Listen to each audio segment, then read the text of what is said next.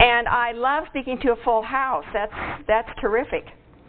I am Karen Wamhoff-Schutte, very German, as you can tell, author of the trilogy The Ticket, Seed of the Volga, and Flesh on the Bone.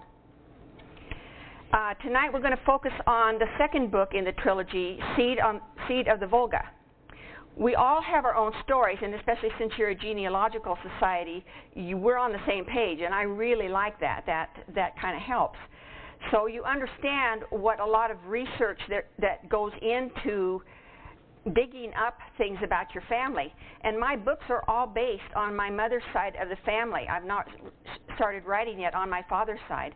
So they're termed fiction because I've changed the names because I want my relatives to continue speaking to me. When I began the early research, I discovered that a significant mass of Germans immigrated from Germany around 1763. And I thought, why? Why made so many leave? Well, there were numerous factors, and the biggest ones that stuck out were economic and religious. For 30 years, the Lutherans and the Catholics tried to kill each other off to no avail. And then there was a Sicilian War and a 7 Years' War, just one war after the other. And if you know your geography, where the Black Forest is in the southwest corner of Germany, it butts up right next to Switzerland, France, and Belgium. That was a corridor for the armies like Napoleon's and the ones from Russia that came down through. They all came right through there, through all those farms and those villages. And after 50 years or so, there wasn't much left.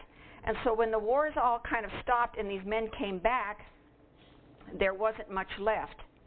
Well, Catherine the Great, who was a German, was Empress of Russia at this time, and she issued her famous manifesto in which she gave these Germans free land, homes, free interest, tools, animals, no taxes, and their privileges would pass on to their descendants. And besides that, their sons would not have to serve in the Russian army, and they could live and worship their own religion, and they could live as Germans, not Russians. So in essence, she paid them to come to the Volga and settle in eastern Russia. So who were these Volga Germans or Germans from Russia? Are they different? Not really. The Germans who went northeast to Russia's Volga River were known as the Volga Germans that settled right along the river. The Schmidts, in the book they're called Steiners, but actually my family name is Schmidt. They immigrated in 1765 and helped found the village of Susannathal on the upper Volga. Later, around 1810, Eastern Germans walked across Poland and then took small boats onto the Black Sea, and they settled the lower Volga, and they're known as the Black Sea Germans, and many of them immigrated to North and South Dakota. So just real quickly here, between 1763 and 1768, 27,000 Germans took Catherine the Great up on her manifesto and moved to the Russian Volga River. And by 1870, there were 1,500,000. They had big families. Even the Lutherans. No, the Lutherans did too. So Catherine finally died, of course, and her son and grandson tried to continue her manifesto. But eventually the czars started taking over, and that's when the trouble started. They came to power, and they demanded more taxes. They demanded that these Germans teach Russian in school, and you know why? Because they wanted those boys to serve in the Russian army, which happened next. And it just got worse and worse. They invaded their religions and communism, the Bolsheviks. So by 1890, the Germans began to immigrate again, and this time to America. Die Volksdeutschen. They came with a Bible in one hand and a sugar beet hoe in the other. This is the cover of my second book, Seed of the Volga. This is the church here in the Lutheran village of Susannathal, where my grandmother was baptized and my great-grandparents were married, not in that order. Seed of the Volga, the title has a double meaning. All of you have seen our winter wheat coming up now in our fields and turning them a luscious lime green. That is called Turkey red wheat, and the Russians brought that. That is very, very hardy wheat. And so we can thank them for that, and that is one of the seeds of the Volga. The other one is the human seed, the seed of the people that they brought to this country and settled this country with. Over half of the United States has German lineage. Did you know that? You were talking before about listening to family stories. When I was little, my grandmother told me a story. She said, my grandmother grew up in a castle in Germany when she was a little girl. She was a princess. And I went, right, yeah. I mean, you know how, as a child, you don't put much stock in those stories. But as I started writing this book, I thought, you know, that'd be a really good basis to start the book on. And so in the book, it's much different than what it is as I discovered later in my historical research. So as you start to read the book, you know the real story. This is actually the Hohenzollern Castle in the Principality of Hesse in Germany. It is as it looks like this today. My husband and I visited it when we traveled in the Black Forest. It has a Lutheran chapel and a Catholic chapel in it. And Prince Frederick Hohenzollern currently lives in this castle. And so when I started writing the book, I have a cousin who's LDS, and she has means to use all of the LDS libraries and all that sort of thing. And she has access to the village rosters, the ship's manifests. And so I told her this story that my grandma Reza had told me, and she said, I will look at the ship's manifest and look for a different name, not a common name like Schutte or Schultz or Schmidt, something different, maybe a royal name, because only the royals have that name, Hohenzollern. And so she looked all through the village rosters and the ship's manifest, and she called me up and she said, bingo. Marie Elisabetha Hohenzollern married Johann Wilhelm Schmidt in 1822. It wasn't my grandmother's great-grandmother, it was her father's great-grandmother. And so I wrote a letter to Prince Frederick, but I haven't heard back. So I guess that means we'll have to make another trip there, because I want some of that DNA. I just want to find out. That'd be kind of cool, wouldn't it? So don't dismiss those family stories, those little tales that you hear, because there could be some truth to them. Be a sleuth and start digging. This is a map of the Volga. This is Saratov. And my husband and I belong to the AHSGR of Northern Colorado, which is the largest Volga German society in the United States. And when I first went there, I was pronouncing this Saratov, and the village out in the bird site as Frank, and they said 9. That is Saratov, and it is Frank, not Frank. So I apologize if I mispronounce some of the words here tonight, and my friend Ilsa, who was born in Berlin, will probably know the correct pronunciation.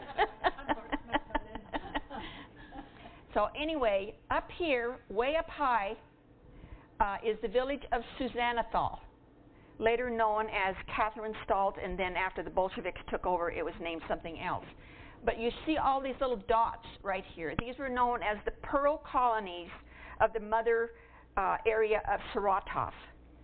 So they come down here like this, down here. The lower Volga is where it spills into the Black and Caspian Sea, and that's where the Black Sea Germans settled. This side of the Volga is known as the berg side. It's the hilly side. And you know, it looks so much like when we traveled in Nebraska and Kansas and Iowa, those rolling hills. That's what this looked like. And so that's why a lot of those people settled in that area, because it looked familiar. On the other side here was the floodplain.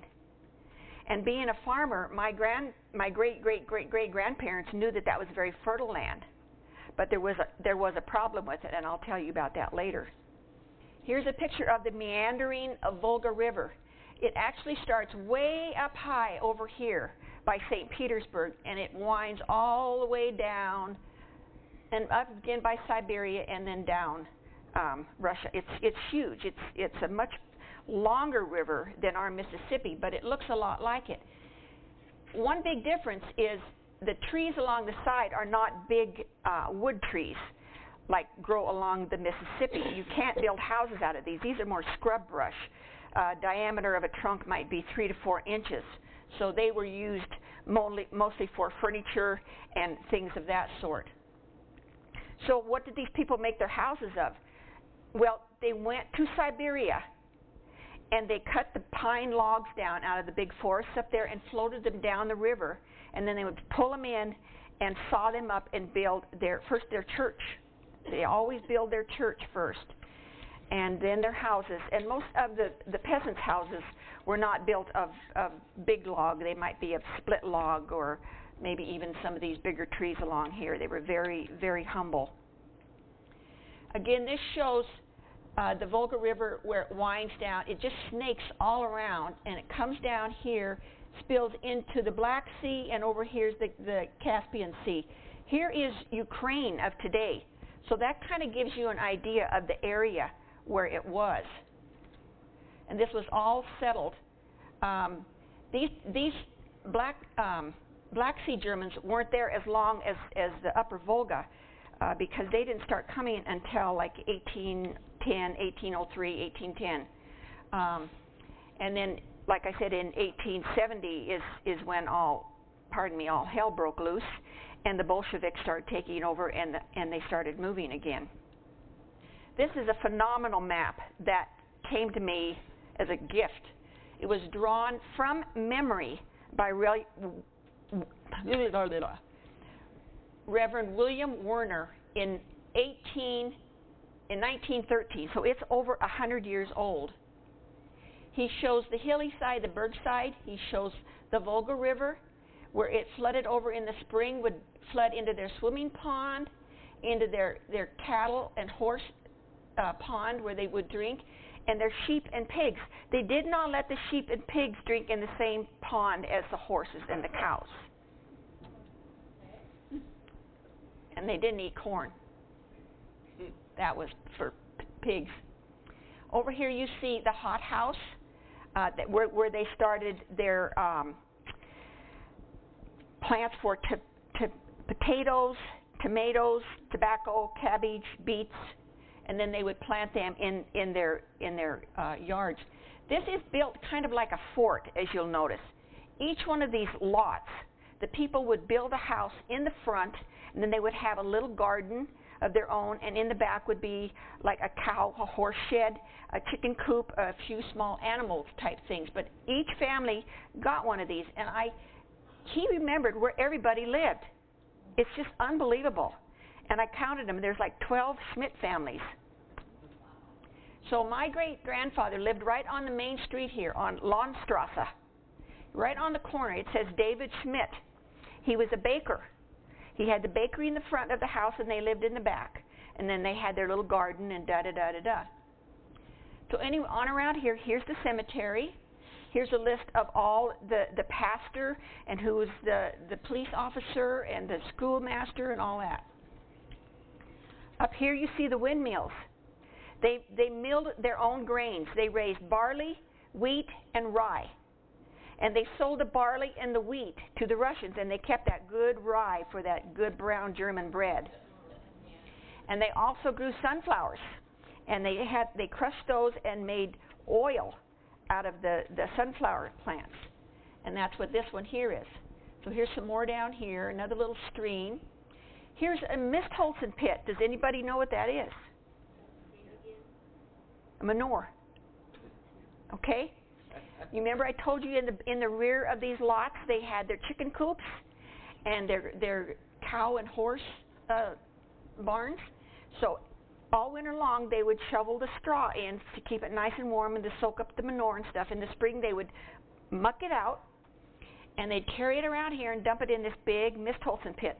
And then they would put some cows and horses and stuff in there and tromp it around, mix it up really good. And then it was a teenager's job to scoop that out. And they had brick forms looked a lot like these village houses, like this layout here. Brick forms that they would mush that manure and straw in and lay it out in the sun. And when it dried hard, they would turn it over and stack up the bricks.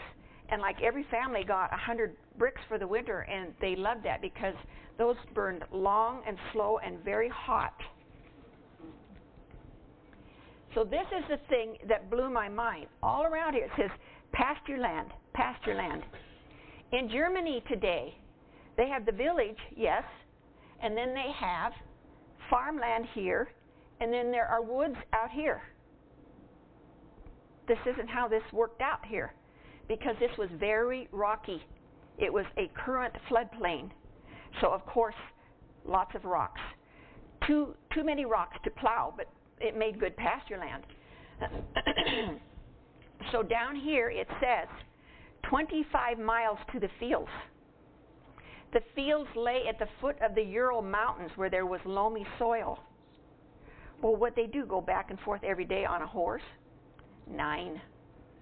What they did is in the spring, they would load up their wagons. Every family would load up their wagons and their animals and their machinery, and they would all go out the 25 miles to their little shanty on the Kelg, they called it, K-E-L-E-G. Does that sound right, Ilsa?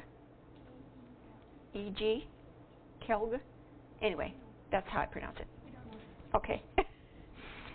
And then they would all help plant the fields, and they would leave 2 women and 2 or 3 men, able-bodied young, that could take care of the fields and keep the weeds down, and the women would cook and have a little garden and stuff. They would leave them out there all summer. And the rest of the people would go back to town. Well, in the fall, they would load up the wagons again, and all the village people would go back out to the Kelg, and they would harvest all of their stuff and bring it all back to the village for the winter. It worked very well for them. This was a surprise that the Germans had when they arrived on the Volga. They farmed with camels. These are not your desert camels. These are the Asian camels from Mongolia. And these things were wonderful because they could work all day because they saved the water in the hump. They eat anything just like sheep do, but they aren't real good riding. I think these guys are just showing off because they're really bumpy, and they spit and they bite. But another wonderful thing about them, see that long hair? Have any of you had camel hair coats? Yes, they're wonderful. So the women would shear these beasts and card and spin that wool and make wonderful coats and hats. Another thing, well, the Germans didn't mix that much with the Russian peasants. They didn't want to mess up their German culture. You understand how that is. So they only took a few things that they thought would be useful to them, like the camels, the faisal boots that lace up to the knee for the deep snow, babushka scarves, and they had some little squat horses called Kalamut. They looked almost like a Shetland pony. We used to have Shetlands on our farm, and they're very hairy, very strong, and very mean. But those little horses would carry their sleighs, pull their sleighs in the winter. They'd tie bells around them, and those little horses would carry that. And of course the red wheat. They liked the red wheat that those Russian peasants gave them. The other thing that they grew fond of is the Russian vodka. They continued making their own beer, but that Russian vodka was pretty good. So each village on the Volga was either Catholic or Lutheran. They would have Mennonite people. That was okay, but they didn't mix. They were still fighting that war. Back to the church. Like I said, my grandmother and her parents were married down here, and she was baptized. This was the church part down here. This was the school part, because the pastor or the priest also helped run the school. And I was wondering, why this big bell tower? Well, it's for several reasons. In the early days, the villages were attacked by wolves. They would come right into the village and eat their animals and even attack the people. Also, they had raids from the Siberian Gagauzers, and then from the Mongolians out of the Ural Mountains would come down into these villages, raid them, burn, and rape the women.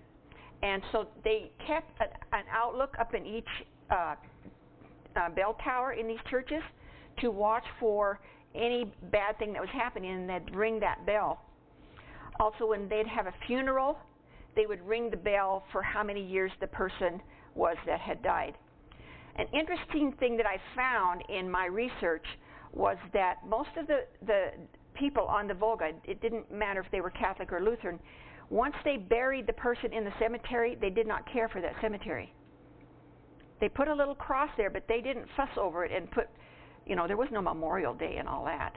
So they believed that once the person died, the soul went to heaven, and they buried the person, and that was it. They had better things to do than putter over something that was going to turn to dust.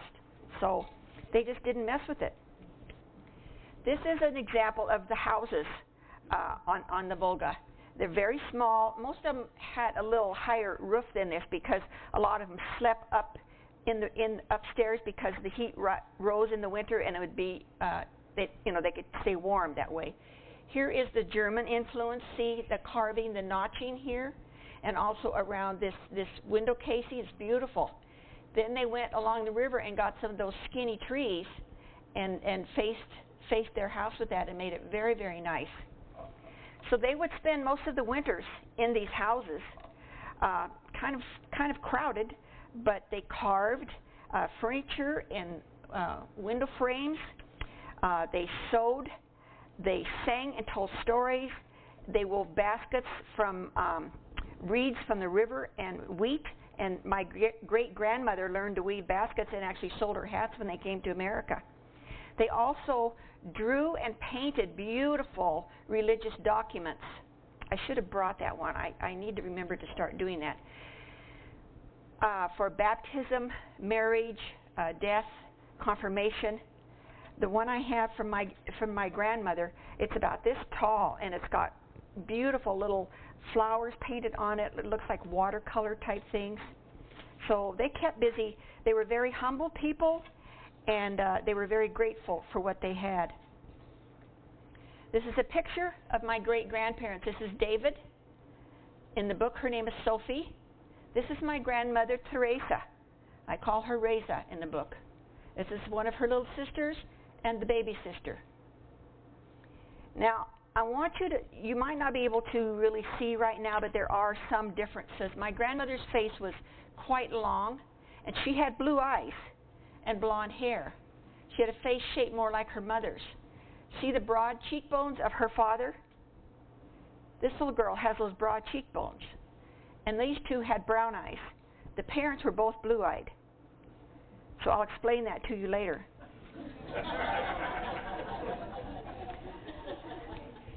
I like to keep you waiting. So as time went on, as I told you, around 1870, things started getting bad. And by 1906, David knew. He had served in the Russian army. And he knew how the Russians were and what was happening. And he understood it. And he knew that it was only going to get worse. In 1906, David had heard there were over 1,790,000 Germans living in Russia. 76% were Lutheran. Many were leaving the Volga for the same reason that continued to haunt David. Now was the time to make the arrangements. Now, while they still had time to legally leave Russia and an unpredictable future. The next afternoon, as the children were napping, Sophie was busy weaving her baskets when David approached her.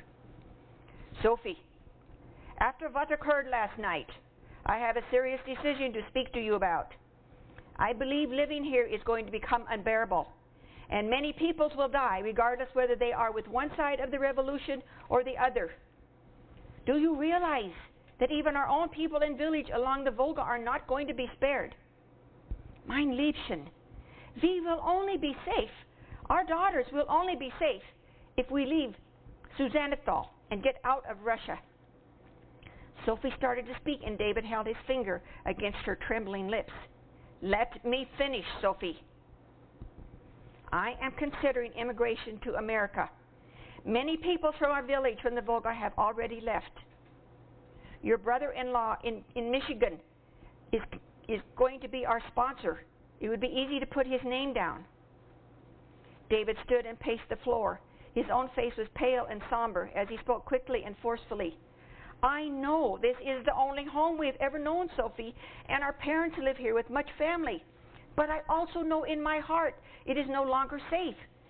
We must escape with our daughters while we can. The Russian government is taking back more and more of the things they promised to us. Her eyes wide with disbelief, Sophie shook with trepidation as she rose unsteadily to her feet. 9, David, 9. You ask too much. Surely there is another way to stay safe without leaving all we have ever known. I can't believe you would even consider this. Oh, 9. I love my family too much to take their grandchildren from them. The thought I would never feel their embrace or look upon their faces again is too much to ask of me. Sophie turned and blindly ran from their home down the street in the direction of her parents' house. An hour later, David heard the back door open and Sophie walked slowly, hesitantly into the room. She stood with her head down as her shoulders shook with silent sobs. Her face was pale and her eyes were red and swollen from crying. Her words came in choking spasms. Yeah, David, my father tells me to return to my husband and do what you ask. You are the head of our house and I must obey your decision. But David, he also was crying when he told me this. And my mother was not even able to look at me. My father tells me that what you say is probably true. Sophie took a moment to wipe the tears from her eyes and blow her nose. But dear God in Himmel, David, I don't know if I can do what you ask. David enfolded his wife in his arms. Sophie, my love, of course I don't want to leave our families either, but we must do what we must do. I love you and our daughters, and I'm responsible for keeping you safe and happy. It is not only for ourselves that we must leave. Pulling away from her husband, her eyes wide, Sophie asked, I don't even know where this America is. Is it far? So they had no idea. They had no idea what a big boat looked like. They had no idea even how far it was to Germany, because they weren't alive then. So it was a very, very difficult decision to leave. And when they left the village, everybody was lined up on the street like a parade, but they were all dressed in black. And they threw flowers out onto the street as if it were a funeral, because to them it was. These people were like dead. They would never see them again. They would never embrace them again. They would never hear them speak, because there were no telephones. And most people could barely get the money together to go on the ship, much less come back, or there were no jet airplanes, of course.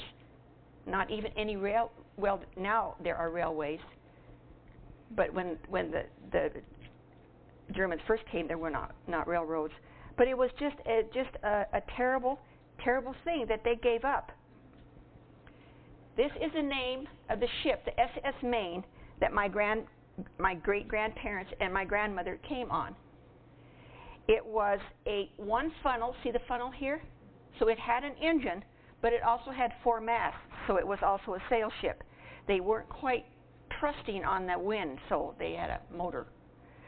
Anyway, it was built by Blohm and Voss of Hamburg, and it sailed out of Bremerhaven, Germany, to Baltimore. Not everybody came in at Ellis Island. And I'm sure many of you know that in early 1800s, immigrants came in at Castle Gardens. There was no Ellis Island. And then they built the Ellis Island. But a lot of immigrants came in at Baltimore. Some of my family and my husband's came in at New Orleans. And a lot of Volga Germans that settled over on the other side of west here, came in at Galveston, Texas, in Colorado. So an interesting thing that I found out, this ship could carry 139 in first class, nice, 125 in second class, pretty nice. And how many do you think they could carry down here in steerage in third class? Any ideas?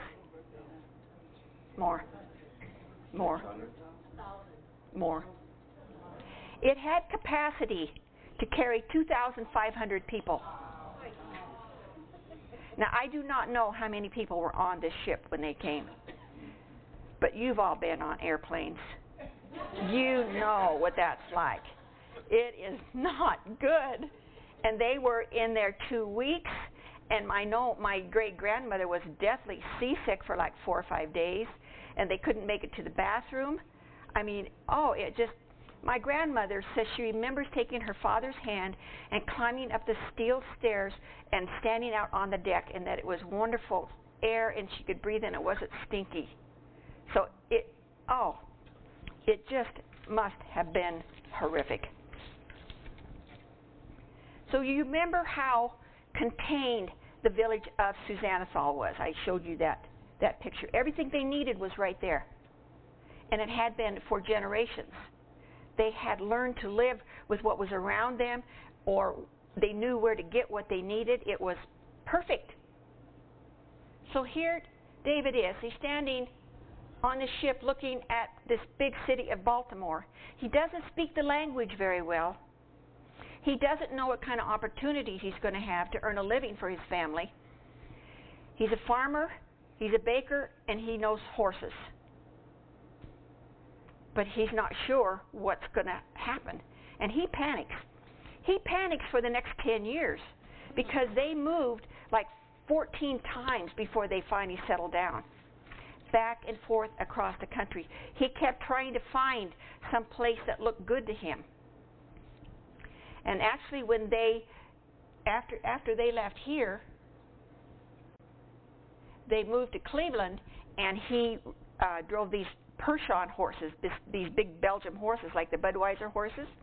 He was a delivery man. He had a wagon, and that's what he did in Cleveland. And they lived there for a couple of years, almost like in a ghetto thing. It was terrible, city life, and they just did not flourish. And so my great-grandmother finally got him to move to Michigan, where her sister and brother-in-law lived. And there, a lot of the Volga Germans came there because they were sponsored by people from their villages and stuff. And so some of them had left to Lovell, Wyoming, where there was yet free land. And they wrote letters back and told them that there was free land there and that they should come. So they went there, and they liked that. But that didn't work out either. So it was just back and forth, back and forth.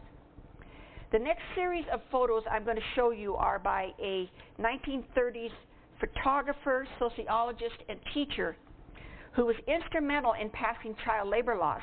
He went around the country in the factories of the East, where little children 6 years old were forced to work 12 hours a day, and the fields of Colorado, Kansas, the cotton fields of the South. He took pictures of all these children and sent them to the congressman and helped get child labor laws passed. But you know what? This is how these people made it. They had these big families, and they all worked. They all went into the field. And they weren't above living in a place like this. And you see this galvanized tub hanging on the wall. Everybody had one of those. It was a multi-purpose thing. You bathed in it, you washed your clothes in it, and whatever else. But these two little children might be there alone. Their parents might be out in the field and just left them home alone because it was too hot in the field. Look at all these. This used to be a chicken coop. This is what this said on this picture. And they made it into a shack for the Volga German sharecroppers. This was St. Petersburg shantytown in Sterling, Colorado. And you know, we had one here in Fort Collins too. How many of you knew that? We had a shantytown. It was over by where the beer place is over there. Yeah, by the river. But they like to live in town. That way they could work at the sugar beet factory. See the stacks here? In the winter they could work at the sugar beet factory. But you can see they didn't have curb and gutter yet. I mean, it's terrible. But they did what they had to do, and they were very, very frugal. Little Molly is in charge of her brothers and sisters staying home today. You don't see any bicycles or scooters or balls in that yard, do you? Those children made their own toys. Like my grandchildren asked me what I played with when I was little, and I said my dad gave me a rock and a stick. I'm sure you've heard that before. Here's the tub again. But can you imagine all of them living in this little place? They called them dirty Russians because every time the people in town would see them, they would be dirty. She did not have a wringer washing machine in this little hut. She had to scrub things by hand on a scrub board, and that was once a week. So they wore these clothes from Monday morning to Sunday when they washed clothes and took a bath. This was going to be the cover of my book before I found the other cover. I just love these three little girls. There's three little sisters, 6, 8, and 10. And they wore the sunbonnets to keep the sun off and long sleeves. But look at those little fingers. Their little fingernails are just caked with the dirt. Mothers would go along and with a long handle hoe would chop out the beets every like 10 inches. And if there were 2 or 3 together, then their job was to pull out all but one and just leave one beet. So that was a lot of the child labor. Here's more of them, and Dad's there to make sure they're doing it right. Here's a whole family. They had the big family so they could go out in the fields. And they could earn like $700 for a whole season, and that was a lot of money. Here they are again. I love this picture. After raising 4 boys, I guarantee you when Dad wasn't in the field, they had some dirt clod wars. And this little sister, usually they leave the babies at the end of the field. They're supposed to stay down there, and an older child watches them. But I'm sure she's like, no, I want to go with you. I don't want to stay down there alone. But she's little. She looks like she's about 4 or 5. So after the field work was done, that wasn't the end of it. They had to come home and cook supper. And it was supper. Dinner was at noon. Supper was at night. There was no such thing as lunch. So here they milked the cows. They had to gather the eggs, and then there was the cream to separate from the milk. Just a lot of work to do. Here's washing day. There's the good old scrub board. This was the wash tub. This was the rinse tub. And then they probably hung them on the fence post there. The bigger the family, the more workers. You see the patches on these little guys' knees? They went into the fields. That's what they did. They put patches on their knees. And if you were a mother or a father with one child, you needed more people to work in the field, you would hire these kids when they got done. You would hire them to come over and help you. If you would like more books about the Volga Germans, and I might suggest a book called Second Hoeing by Lisa Skies, which is very good, S-Y-K-E-S, and also a book called White Lamb. Very, very good. I love both of them. You know, you can go to Google. I love Google. You can find anything you want on Google. I have them. Yeah, and it was very controversial, but I loved it. I thought it was really good. This is a schoolhouse, and it must be spring, because when they were thinning the beets or when it was harvest time, they'd pull the kids out of school. That's why my great-grandparents only had a 6th grade education, because their parents kept pulling them out of school to go work in the fields. At night, this is harvest time. She is topping the beets. They had these enormous knives that looked like this. This was the handle, and this big steel thing came around like this, and they would sharpen those every night so to get them really super sharp and clean them off. And a lot of children really maimed themselves. You know, they'd slice that off and it'd come and hit their shoulder or something. So they had to be really, really careful. I fell in love with this old boy, and I named him Jack. And I say 6-year-old Jack wants to eat, so he has to work in the field. That's what his dad tells him. And once he cried, but only once. Because in an old German family, you cry once. That was it. You cried twice, you get the belt. But he looks like he'd like to go splashing in the creek, doesn't he?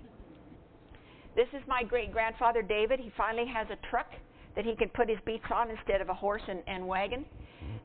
They still had a lifter thing that would come along and loosen the dirt around the beets, and then people would come and pull them out. And then they would top them, and they would throw the beets in one pile and the sugar beet tops in the other, and then the man, the farmer, would come along with his pitchfork and toss him up into the truck and take him to the dump.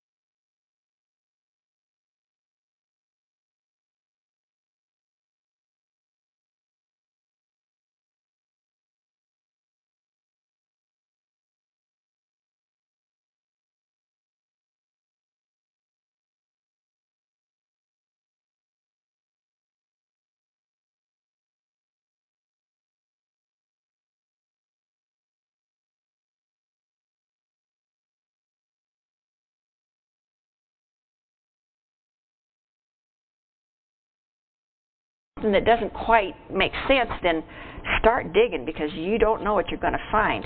Oh, I've got something to read to you here. So before David and Sophie were married, they went on a picnic, and Sophie said, "David, I have something to tell you." She said, "It was something my grandmother told me a long time ago that happened. And if you're going to be my husband, you need to know this." She said, "My grandmother said, I had been working with the hoe in the fields along with my young unmarried sister and 2 other women. Our husbands were driving the camels farming a mile and a half away in another field. We were laughing and working in the rippling afternoon heat. It was a beautiful summer day, and the grain was waving and tossing in the wind like waves on the water.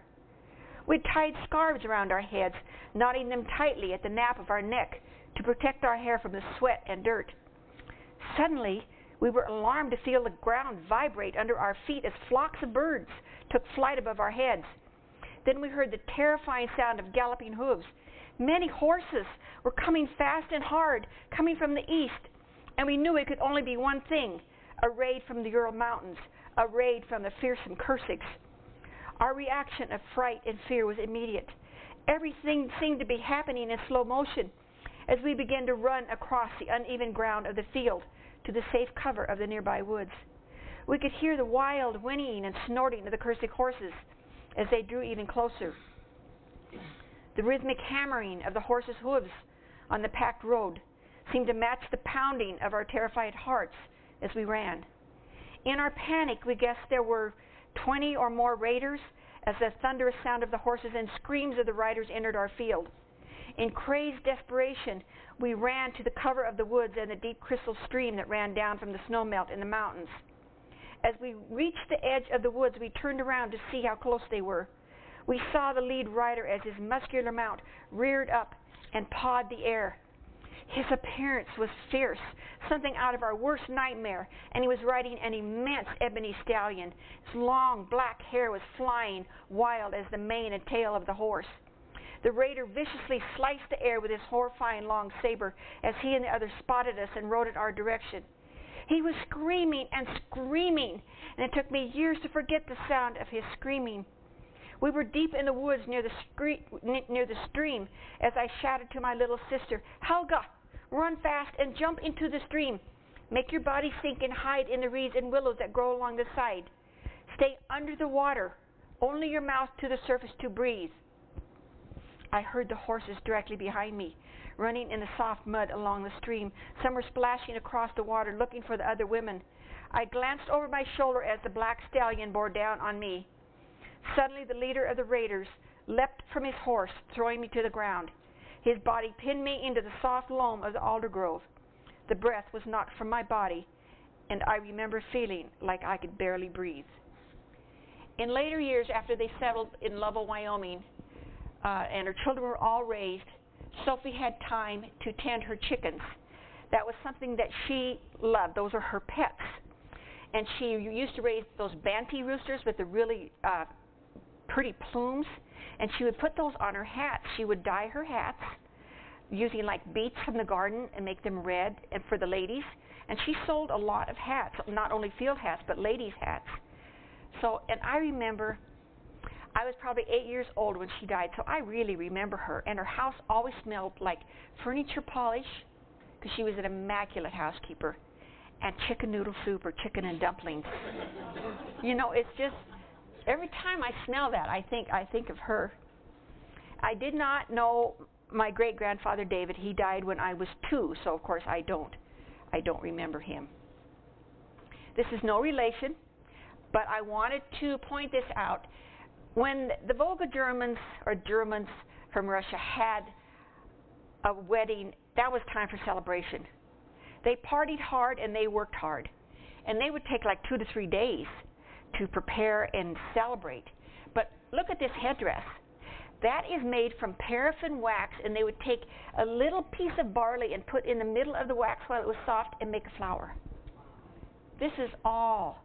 Isn't that absolutely gorgeous? And then she has a corsage, and he has a boutonniere. Does anybody know why he's wearing this long ribbon? Very good. You've been to a German wedding. What was the scarf for? Huh? What was the scarf for? They pinned the money if they wanted to dance with the bride. If they wanted to dance with the bride, they had to pin money on the groom's ribbon. Okay? When my husband and I got married, they just stuck it in his pocket. That was good enough. But I remember as a little child going to Dutch hops, and they would yell, "Hochzeit," and doing the polka. And I remember I'd go to sleep on the bench with the coats, and they would dance till 2 or 3 in the morning and scoop me up and put me in the car, and we'd go home. But the beer flowed. I went to high school with this couple's great-grandson. Eva and Jacob Stroman settled in Windsor, Colorado. They came to this country on the SS Cone, landing at Galveston, Texas in March of 1907. They had 3 children with them. He had 2 little boys, one by each hand. She carried a baby in her arm and a satchel. As with every immigration place, they had to go through all of the questions and the answers and the doctors and such. When the doctors took the baby from her to examine it, they unwrapped it and discovered the child was dead and had been dead for a couple of days. And Mr. and Mrs. Stroman began to cry and weep and plead with them not to put their baby in the water, that they wanted to take him to Colorado to bury him in the dirt. You know that on board ship, when somebody died, they would put them in a big canvas bag, weight it down, and throw it overboard. They kept that baby hidden until they got to land. And the doctors let them take the baby to Windsor, Colorado.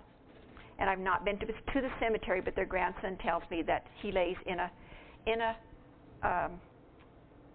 he lays in the cemetery next to them. So they started out sharecropping,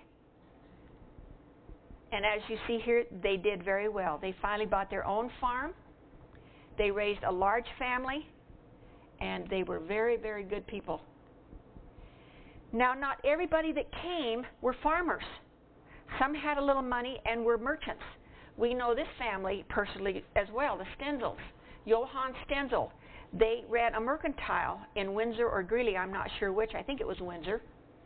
And they did very, very well. Here's his large family. And if there wasn't room to work in the store, then they had to go in the field too. They were not too good to go into the field. So this is David and Sophie in the later years. After giving birth to 9 children, she put on a little weight. But you know what she used to like to do? Every time she cooked something with lard and butter and stuff, or fried chicken, she liked to take bread and sop up that grease and eat it. And she had a real sweet tooth. She was a great cook. But anyway, I told you that at one point they moved to Oklahoma because David heard there was good land there in the Panhandle and good farm and all that sort of thing. And at that time they were living in Michigan, and if you've ever been in Michigan, back east, that humidity that really gets to you after a while. So they were ready to leave. So they went by train to a town near Hooker. David found a farm to rent in a town called Hooker, just to the north of Guyman in the Panhandle. He borrowed and rented machinery as well as horses to set up his farm. The first week they all slept in the same room. David strung wire across the room, and Sophie hung drapes of burlap bags and spare quilts to separate their sleeping area. Razor and her sisters all slept together on the same straw mattress like they were used to doing, while the boys slept on the floor. Later in the week, Sophie found odds and ends of furniture and household goods at the second-hand store in town. The dry heat felt good to them after the humidity of Michigan. At least at first it did. Shortly after David planted his hardy turkey red wheat and corn, it rained for several days. Yeah, this is good. The rains come now because they tell me this is dry land farming and there's no irrigation here. We hope and pray the Lord sends more rain for the crops to grow. In a few weeks, the wheat and corn sprouts pushed their way up to the soil, and overnight the fields turned a rich emerald green. They waited for more rain, which came in spastic, short bursts, not amounting to anything near what the crops needed. And they ran for the storm shelter more than once as tornado after tornado blew through. In late June, David walked out to the field to the west of the house. He was checking his thirsty grain when he noticed a dark cloud building to the south. He smiled as he thought of rain as he started walking back to the house. He was almost to the house when his ears picked up a buzzing sound. He couldn't tell which direction it was coming from. It was like everywhere. The air grew deathly quiet as the hair on the back of his neck stood up. Just as he neared the house, he turned again and looked to the south. The black cloud was rolling across the flat land like a tumbleweed, moving at ground level. He felt something hit his cap and then saw what it was. First 1, then 3, then buckets of grasshoppers began to fall from the sky. It seemed the air was alive with the fluttering, clawing, chopping insects, brushing them off his arms and body. He covered his mouth as he ran. David yelled to his children who were playing outside under the trees, "Get to the house! Take the dog and the cat! Sophie, shut all the windows! Hurry, it's grasshoppers! Thousands of grasshoppers!" Safe inside the house, they could hear the hoppers hitting the roof and the windows. The little red dog whined as David tried to look outside the window, but all he could see was a seething black mass. Reza and her sisters hid, screaming and crying, under the quilts on their beds as the boys ran gleefully from window to window, taking in the gory, frightening sight. After what seemed like an eternity, the buzzing stopped, and the sunshine warmed the earth again. David paused to put on his tweed newsboy cap, and his family followed 2 steps behind as he walked slowly across the dusty farmyard until they came to the edge of the once lush field of red wheat. Not a speck of living vegetation was left standing. The hoppers had stripped the field in a matter of minutes and moved on to their next meal. Numb with disbelief, David was only slightly aware of the tears running down the faces of Sophie and his daughters. Running from one end of the farmyard to the next, the boys were in hog heaven, tearing limbs from as many grasshoppers as they could and having a good time doing it. Jack chased Pete and Joe around the yard, stuffing the squirming hoppers down their shirts. Soon they were tired of the game and followed their mother and sisters back to the house, leaving their father standing alone, stunned and staring at the destroyed crop. David needed to be alone, and they all knew this. Squatting down to look closer at his crop, or what had been his crop, David was numb with shock as fear rolled in his belly. It just seemed like everywhere he went, he couldn't get a break, until finally when they settled in Lovell and things changed and they settled in and they enjoyed the rest of their life. World War I and World War II brought many changes to the German Americans. They were forced to stop speaking their foreign language, no German church services, no German songs. Many changed or shortened the German names. After a visit from the local Home Guard from Grable, the name of my farming community had been Germania, and they were forced to change it to something else, and so they chose Emblem. They even changed the name of our beloved sauerkraut to Liberty Cabbage, and I say, Akta Liba. So, my third book is Flesh on the Bone, and that is a story about Reza, who marries my grandfather Jakob from the first book. The children of the immigrants, my grandparents. We follow their lives through the roaring 20s, the dirty 30s, the Great Depression, Prohibition, World War II, and despite struggles and endless poverty and the heart-wrenching ordeal of their only son leaving to fight in Germany, they survive and they flourish. I just have to tell you that this career has been so interesting and rewarding. It's become my passion. Traveling, book signings, meeting people. I have a terrific husband, Mike, as I told you there. He's with me each step of the way, and we're just having a great adventure. I'm working hard on my fourth book, and it's the ultimate challenge for me because it's very technical, and a lot of people know about this subject, World War II. It's called The Tank Commander. My uncle, the only son of Jake and Reza Arnold, was a tank commander for Courtney Hodges and George Patton in World War II. He was in Normandy, he was in the Hurtgen, he was in Ardennes. I'm halfway through, and I'm having bad dreams. I am so fortunate in the fact that, number one, I have a really good friend who did some research for me. He loves war stuff, and so I said, go ahead, that's great, yeah. And then, because it's over 50 years, a lot of the images, I go on Google and I ask for free images. This is a key word, free.